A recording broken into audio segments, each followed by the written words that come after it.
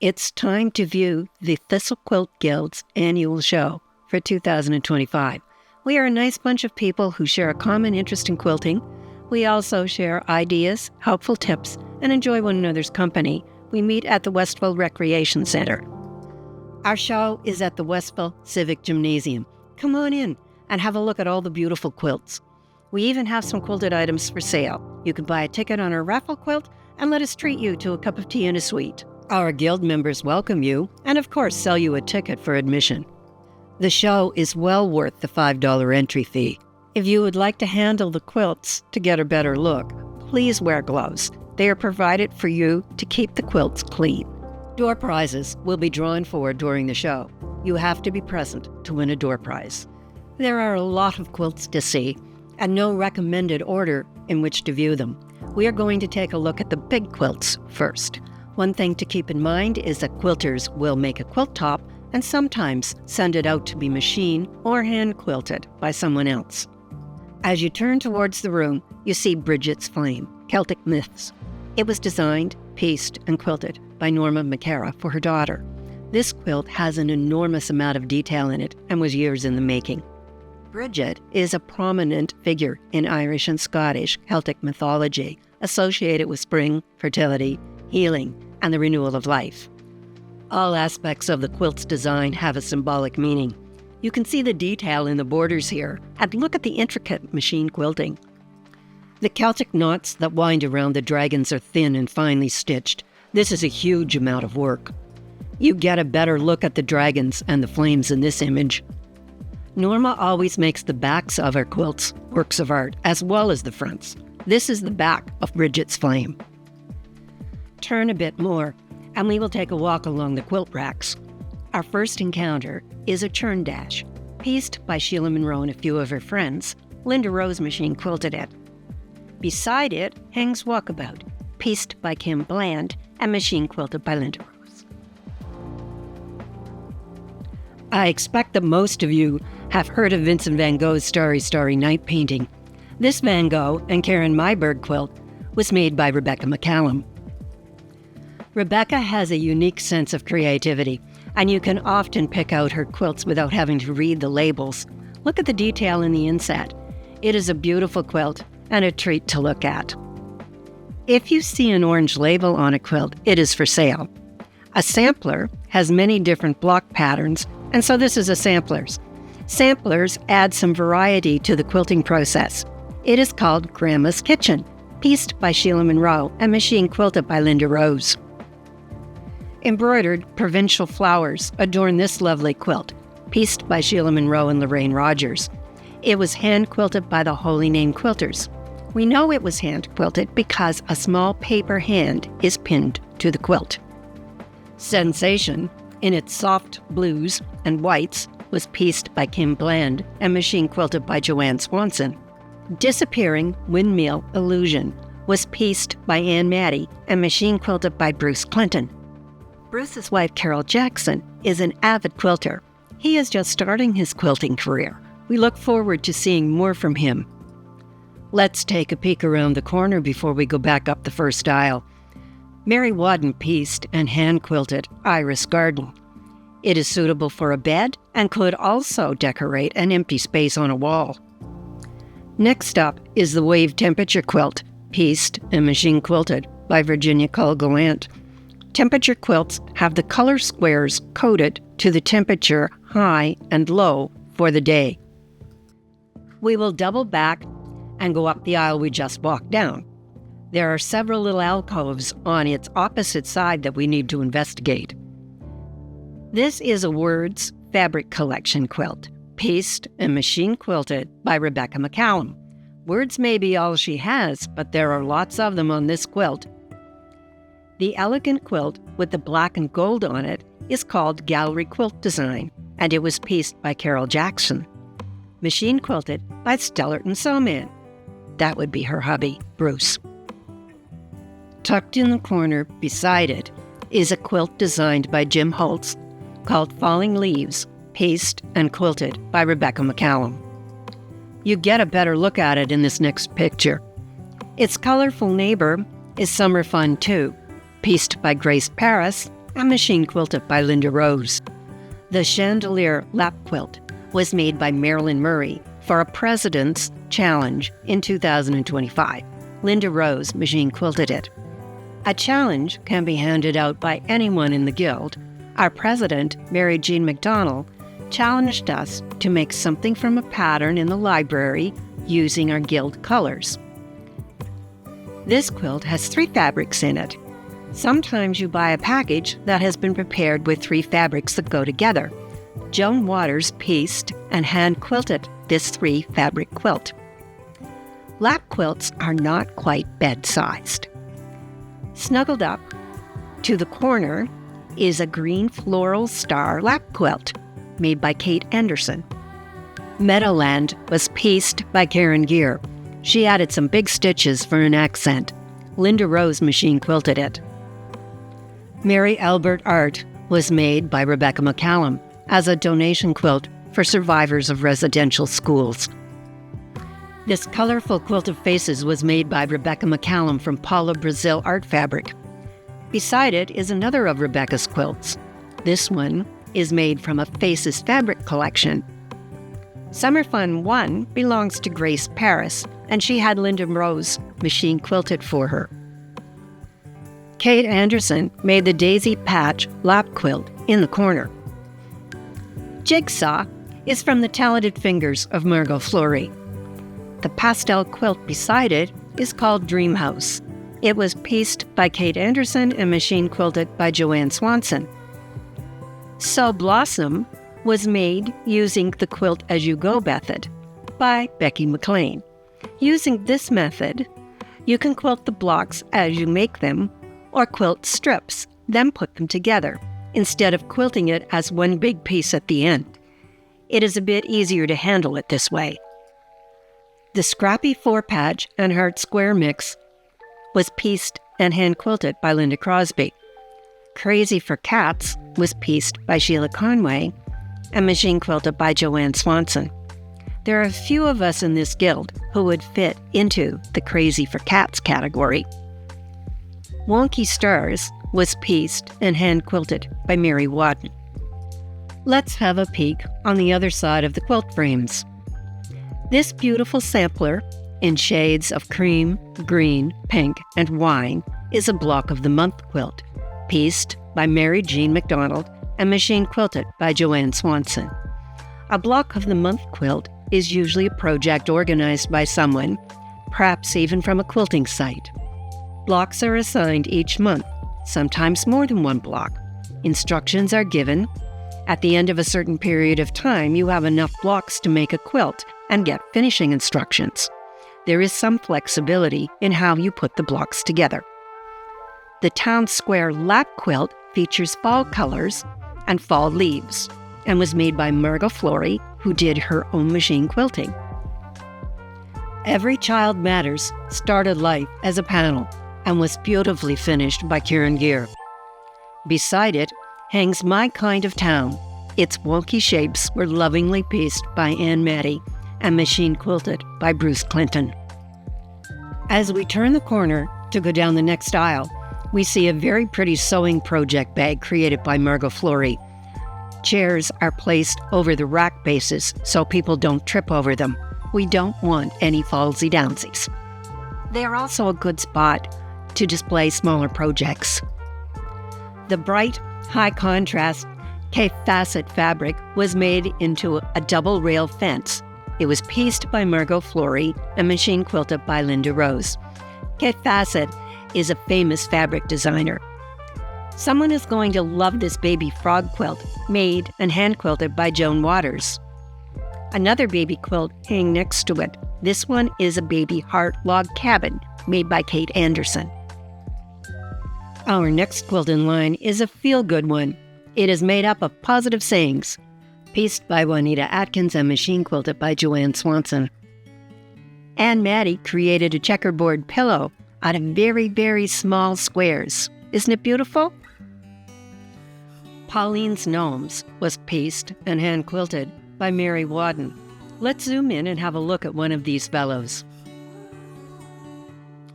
The quilt with all the colorful pieces beside it is a scrappy 3-inch, 4-patch, and 3-inch square quilt made and hand-quilted by Linda Crosby. Scrappy quilts are often made to use up leftover bits of fabric and are usually very colorful. The green and cream lap quilt was made by Margot Flory.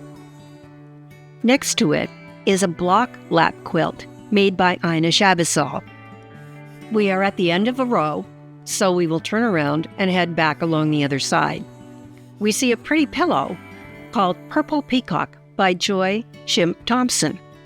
The large quilt next to it is made from a scenic panel called Cedar Crest Falls. It was pieced by Kate Anderson and machine quilted by Joanne Swanson. The Sunshine and Shadow quilt in shades of maroon, rose, purple, and cream was pieced by Alice Murray West and quilted by Joanne Swanson. I'll bet you know who went down the rabbit hole. It was pieced by Grace White and quilted by Joanne Swanson. Hidden Gem Wild Daisy was pieced by Mary Jean MacDonald and also quilted by Joanne Swanson. Many of these quilts closely resemble their namesakes. Evangeline Garden has a lot of elaborate piecing and applique. It was made by Claudette Campbell. The Churn Dash pattern quilt at the beginning of this aisle was a joint effort. The blocks were part of a block exchange where a group of quilters makes blocks and exchanges them with each other. Then each person sews their blocks together. The blocks in this quilt belong to our longtime member Marlene Tedford, who passed away in April of 2024. Kate Anderson obtained them from her husband and finished piecing the quilt, then had Joanne Swanson quilt it. It will be donated to charity. Beside it hang 2 temperature quilts, pieced by Elizabeth Ramskar and quilted by Joanne Swanson. These represent variations in temperature over a period of time and are reflected by the different colors for a range of temperatures. Each block represents average temperatures for a month. You will note differences in the colors of the blocks. A lot of research is required to make these quilts. First quilt shows the average temperature at Caribou Point, Nova Scotia in 2024. The second one for Stellarton, Nova Scotia in 1957. The Chandelier quilt was pieced and machine quilted by Claudette Campbell. Gossip in the Garden is a sampler with a theme, pieced by Kate Anderson and quilted by Joanne Swanson. The earth-toned Magic Tile quilt was made and hand-quilted by Joan Waters. Beside it is a stained glass quilt in shades of purple by Alice Murray West, machine quilted by Joanne Swanson. This piece, sporting geometric curves, is called A Study in Curves, made by Virginia Colgalant. The next aisle has some small pieces mixed in, so we will look at the large quilts first, and then come back later to enjoy the smaller ones. The large quilt, made from jeans pieces, has text embroidered on the patches and is the work of Heather Cromwell. Beside it is a cottage temperature quilt, made by Virginia Colgalant. Virginia does this lovely machine stitching freehand. Next up is A Cat's Dream World by Norma McCara. Any quilters who have cats know the animals love to cuddle on quilts. Here's a close-up of one of the fine details in this quilt. The pretty, scrappy quilt with the black border was pieced by Elizabeth Ramskar and hand-quilted by Joyce McPherson. Rectangles by Joan Waters is a colorful display that makes one think of summer. Angel Friend is made from a panel and it was pieced by Juanita Atkins and quilted by Joanne Swanson. The Wizard of Oz contains pictures from this classic movie. It was pieced by Corinne Walker and hand-quilted by the Holy Name Quilters. The large and colorful scrappy quilt beside it was pieced and hand-quilted by Carol McNeil. There are some pretty runners displayed on the quilt rack at the end of the aisle. We will take a look at the holiday quilts in a few minutes. Have a look at the lovely, bright, puffy piece, just right to cuddle in. This is a biscuit quilt The batting is folded into the squares when the pieces are stitched together. It was made by Grace White. Note how she has created a pattern from the colorful blocks. This colorful beauty shows how effective contrast is in creating a quilt. It is called Resilience Butterfly, pieced and intricately machine quilted by Virginia Colgalant. In the corner is a bright block of the month quilt made by Ina Jabisal using the quilt as you go method. Next comes a rail fence quilt, pieced by Linda Crosby and hand quilted by Joan Waters. Joan's hand quilting is well represented in this show. The large jeweled medallion was pieced and machine quilted by Heather Cromwell. Gloria Turnbull pieced this splendid sampler. Joanne Swanson machine quilted it for her. It is a bit hard to see the splendid sampler with the table in front of it, so here it is from another angle. The large black, gray, and white quilt beside it is also Gloria's work. It is Austin's quilt. Austin is her grandson.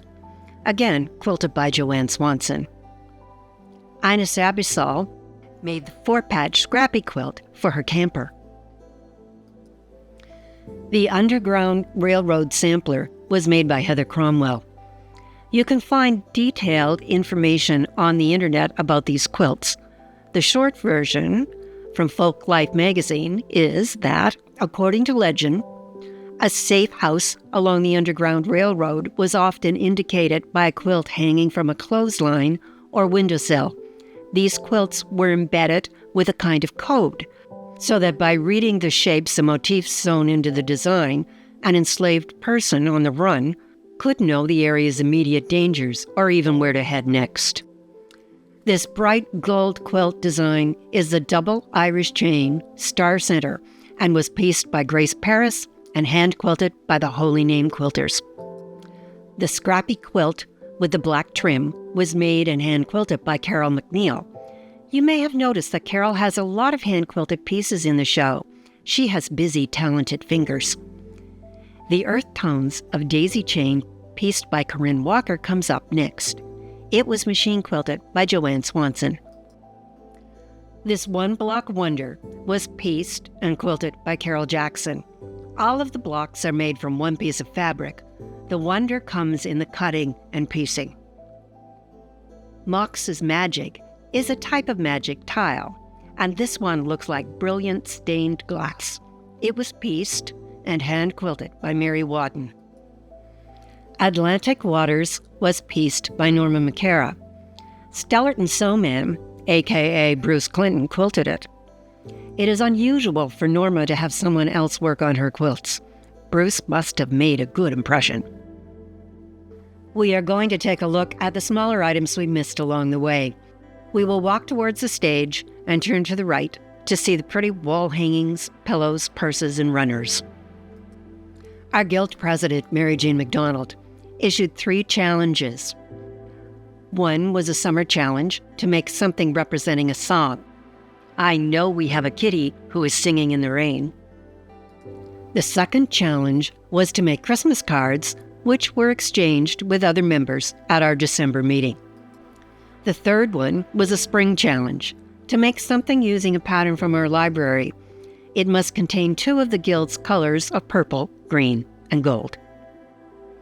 I bet you can tell that this pillow represents the song Take Me Out to the Ball Game from the first challenge. The items are not hung in a specific order.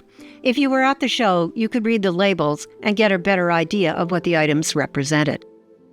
Note the witch's hat with the legs appearing under it. I guess the Wicked Witch is dead. This pillow of Joy Shemp Thompson's is called Memories and captures memories and pictures that were printed onto fabric that was sewn into this pillow. We passed by this quilting stand with the runners on it as we viewed the big quilts. Runners can be made for a table or buffet, and some are larger and are used for a colorful decoration on a bed. This pillow welcomes us to the hive and celebrates our friends the bees. We see some very pretty wall hangings, table toppers, and purses. Gloria Turnbull's Quilt Diva is prominent. She really is one, but in the very nicest way. Slightly to the center of this image, we see a collection of bags.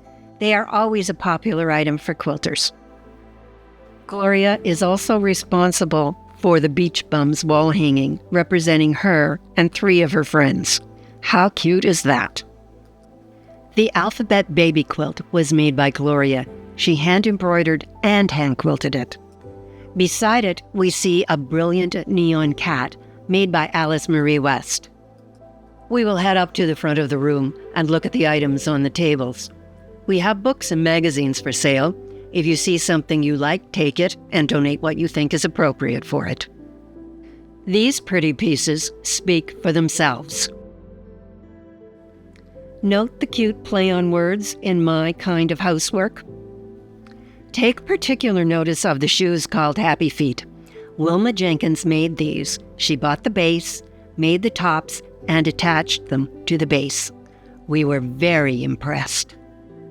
We get a good view of a bed runner and a matching pillow in this picture. We are going to take a look at our Christmas items. There are a few representing Halloween as well. The large quilt with a spooky house is Happy Halloween, stitched by Juanita Atkins and machine quilted by Joanne Swanson. Beside it are several wall hangings. The larger snowman panel lap quilt was made by Marco Flori. Next in line is a red boots Christmas quilt by Sheila Monroe. Last in line, but by no means least, is a snowman quilt by Joan Waters. She hand-quilted it. Forest and Friends in blue tones was pieced by Juanita Atkins and machine quilted by Joanne Swanson. Fun in the Snow with Friends in red and black and white was pieced by Juanita Atkins and machine quilted by Joanne Swanson. Forest and Friends in green tones was pieced by Juanita Atkins and quilted by Joanne Swanson. It's quite likely that Juanita really likes Christmas. Peppermint and Presents was made by Peggy Banier, as was Peppermint Lane that hangs beside it. We decorate a Christmas tree every year with new ornaments. This year our color scheme was blue and silver. You can see that we have lots of ornaments on the tree. The ladies were busy. Red Truck on a Farm was pieced by Juanita Atkins and quilted by Joanne Swanson. We tucked in another Halloween quilt here. This one was made by Gloria Turnbow. Next to it is a quilt made using a layer cake. Not the kind you eat, but a stack of 10-inch pieces of fabric that match in color theme. This was a Halloween layer cake and was pieced by Karen Gear and machine quilted by Linda Rose. Gloria Turnbull made this chevron quilt with Halloween-themed fabrics. Gloria loves Halloween. Wake Me Up is the handiwork of Karen Gear. Linda Rose machine quilted it, and it's bright enough to wake a person up. Each year, the Guild members piece and hand quilt a pretty quilt to be raffled. This is our major fundraiser for the year. This lovely quilt is called Quiet Serenity. Norma McCara designed it and made a pretty bag to hold it if it isn't being used. You can see the bag hanging in the upper right of the picture.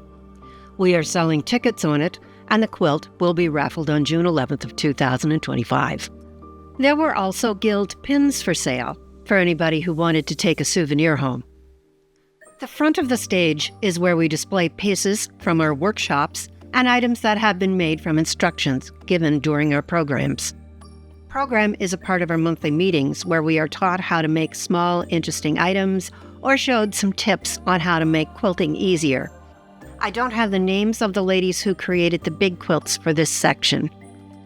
Our first quilts are from a workshop taught by Virginia Cole Gallant called the Four-Patch Posy. You have seen one of these already, made by Carol Jackson's. Carol's did not have contrasting sashing and binding on it. All of the patches meshed together to create a very interesting and beautiful effect. These quilts were made from the same method, only with the sashing added between them. Prior to teaching the workshop, Virginia showed participants appropriate fabrics. You needed a big repeating pattern because you were going to cut it in sections, layer it with the patterns matching, and then cut some more. The technique is called stack and whack. In this image, Virginia has taped together 2 mirrors held at right angles to each other and is using them to show how to visualize a completed square.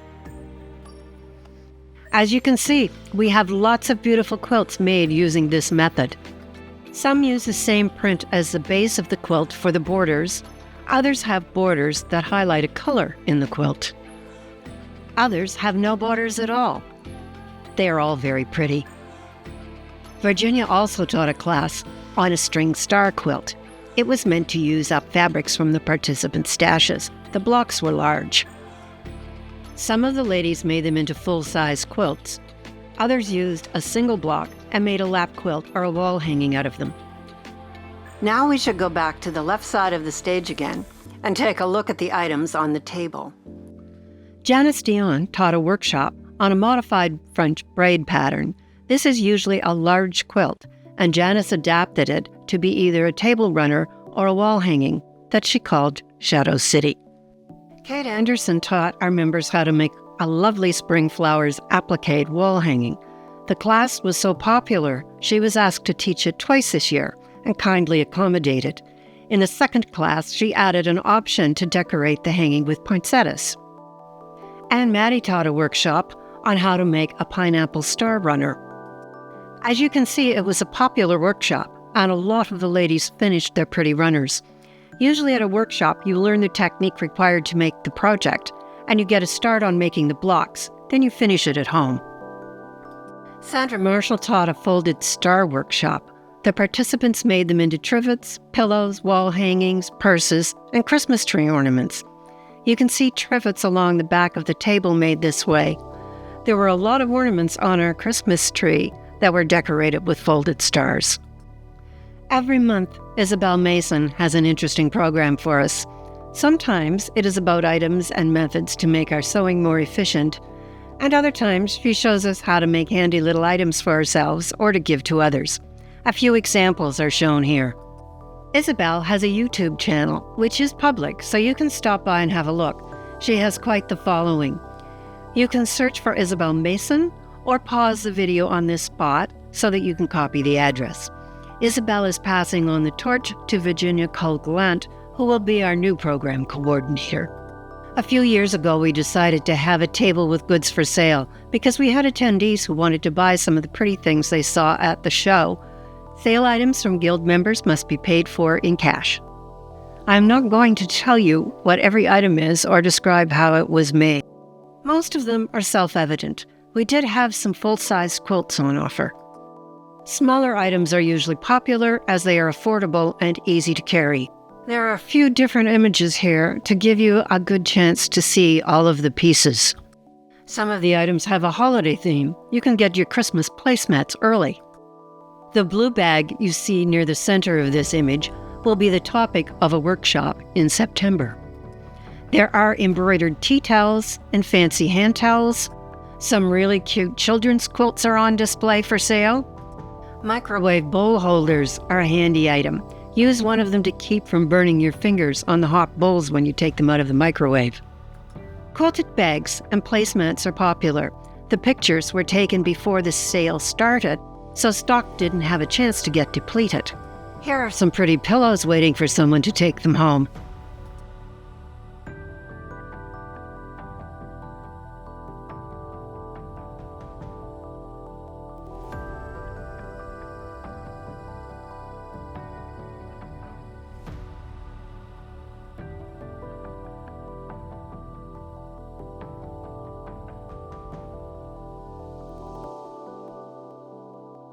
Every year, we have merchants come and bring their wares to show you new quilting notions and pretty fabrics. They reside on our stage, and it is a popular spot. This year, we are hosting Oh So Savvy and Sew with Vision.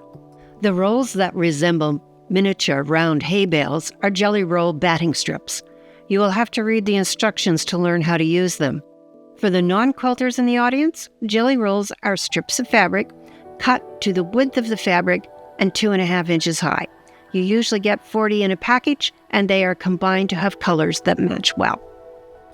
There are pre-cut fabrics, 5-inch square stacks of fabric that match nicely and are called charm packs. Fat quarters contain a quarter yard, but cut to be about 18 inches by 20 inches instead of a long strip, cut at 9 inches by 40 or with the fabric.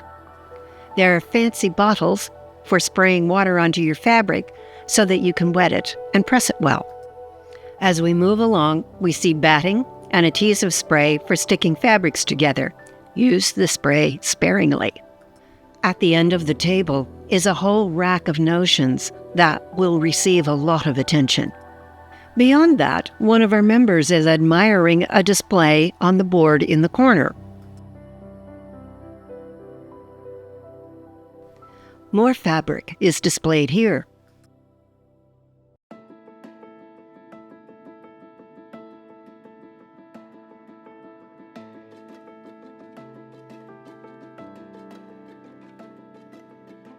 There are 3-yard bundles available.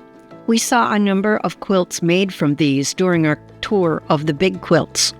The ladies will be saying, "So many fabrics, so little time." Another favorite saying is, "I shop faster than I sew." Measuring carefully and correctly is important, so these rulers and markers will likely sell quickly. This pretty purse is an example of a finished product. Often this type of item is offered as a kit with a pattern, fabrics, and notions included. Your ticket price gives you access to the tea room for a cup of tea and some sweets.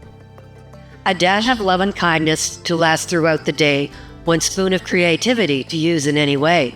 2 heaping spoons of laughter adds a special touch. Combine it with a smile. You can never put in too much. If you choose to add a twist, you can always add a friend. Stir these things together and you'll have the perfect blend. Here you see the ladies preparing to serve you. Our show has quilts that are being viewed by the public for the first time. The tea room is decorated with quilts that have been previously shown.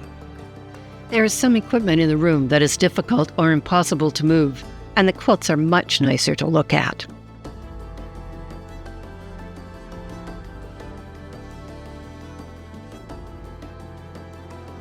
The food is laid out and ready for our first visitors. If you didn't have a chance to have tea with us, perhaps you had one while you watched the video. Every year, we ask those who attend the show to take a ballot and decide which quilt they like the best. There is no other criteria than that.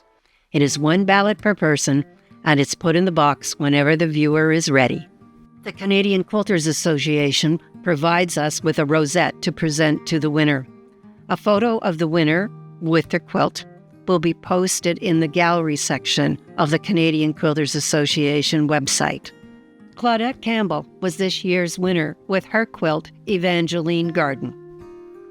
We'll zoom in and pan around a bit so you can get a better look at the quilt. It is always interesting to take a look at the show from the stage.